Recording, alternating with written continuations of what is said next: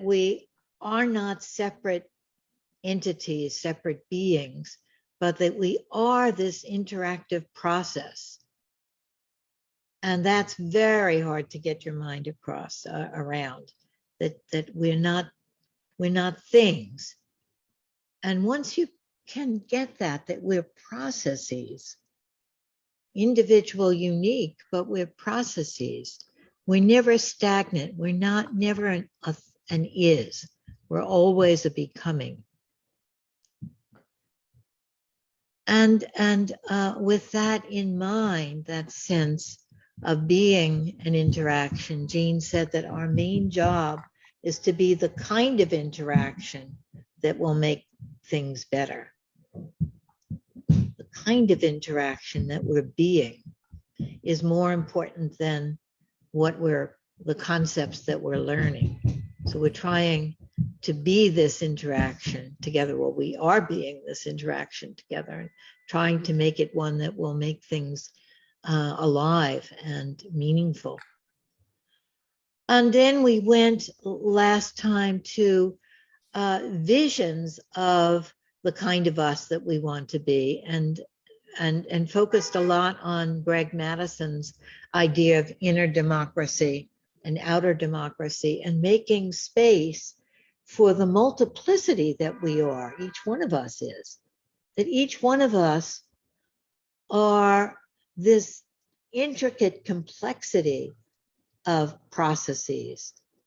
And we want to give each voice within us room. Each voice gets to have its say, even if we don't like that voice, even if we blame that voice for things that we don't like about ourselves.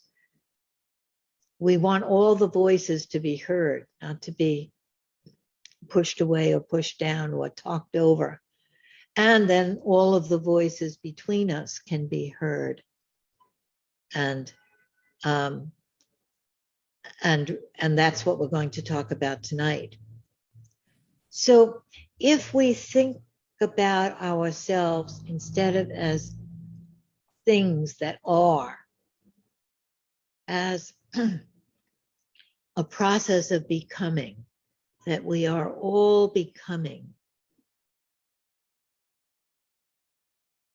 it leads into this second most important concept of Jean's. And that's the concept that he calls carrying forward. And that we are this process of forward movement, of developmental thrust, the psychoanalysts call it, of life force, of growth. You know, even a tree, as Isabel, brought us into that image of the tree that's a living, that wants more life. Life wants more life through us. And we are always becoming ourselves and the more of ourselves.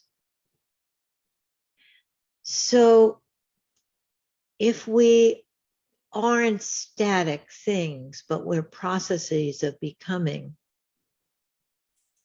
then how can we in this group facilitate that? How can we help people to become more of themselves, to carry forward what they are, who they want to be, what they want to say? And the primary way that we do that is through embodied listening. And I think you watched these little video talks about listening and had a handout about listening. And goodness, what can we say about listening? It's the most powerful, most radical, most miraculous, in a way, experience that we can have as humans. I remember when I first met Gene Genlin, he was doing a workshop and I had never seen him before. And all he did was listen to people in the group, just for a little while each person. And it was just amazing to me as a young therapist to see within, 5 or 10 minutes, the person is saying something very introductory, and his listening, it became more and more. And by the end of 10 minutes, there was like, wow, a whole journey just through the listening.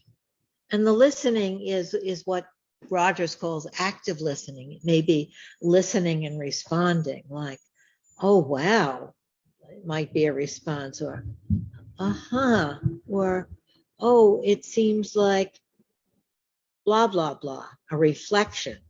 Reflection is a very important part of listening. It's really putting into words what you're getting from what the person is saying. And when you articulate how the person is coming across to you, what they're trying to get at. And this is a very important thing about listening. You're not listening to the content, to the words. You're listening to what the person is trying to say underneath the words. What's the message? What they're trying to get at. You're listening to the becoming. You're not listening to the is, because the is may just be like a photograph. You want the video. You want the whole process.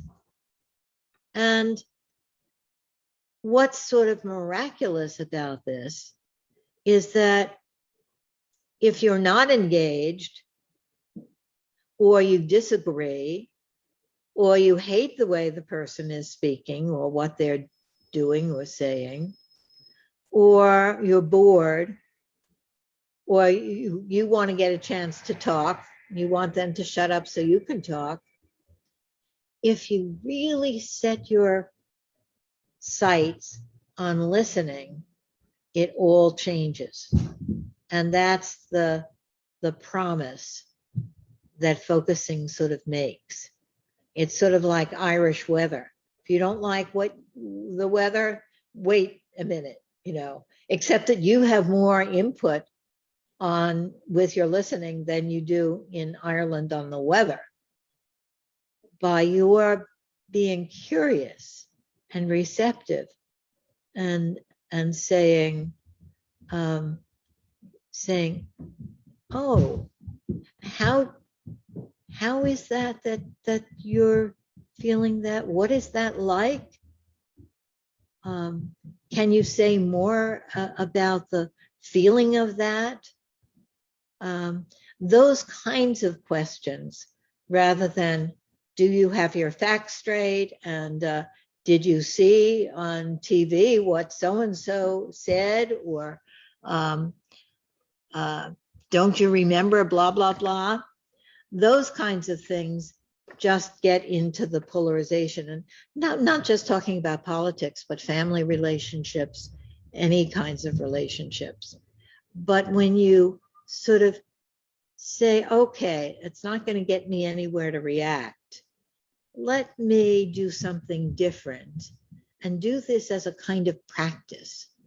The way I like to say it is, I'm going to have the intention of getting the ball into the basket. And I always say, when I say this, I know nothing about basketball, but I do know the feeling of, instead of trying to change the person's mind or trying to refute what they're saying or trying to get away from them.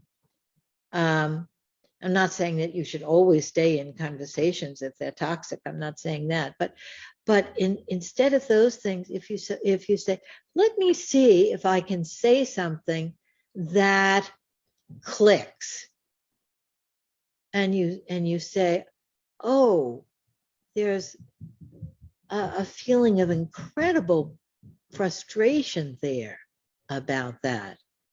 There's a huge protest in you or something. And the person says, yes, it's like that. Then you've gotten the ball in the basket, and you notice when you get the ball in the basket that something shifts. There's often a little pause, and then something deepens. And the person may look at you then, or they may look down, or they may have a different expression, or the voice changes. Then you know you've gotten the ball in the basket. And of course, the game goes on. You have to get many balls in many baskets in this kind of basketball.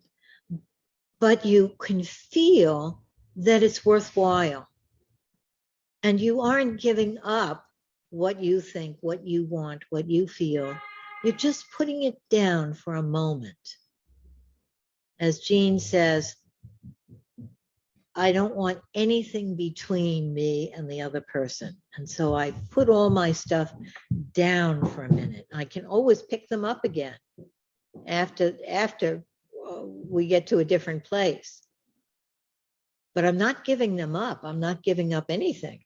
I'm just resting it there.